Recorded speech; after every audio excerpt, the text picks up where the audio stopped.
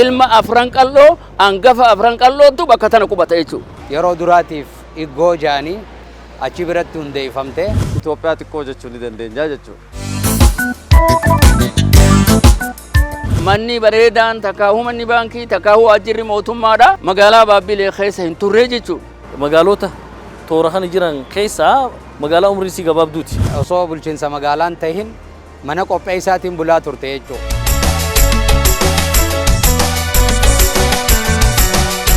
Baanki Silqeenis liqii nu kannaa ture liqii san fudhannee gurmooynee asiin geenyee jirra jechuudha.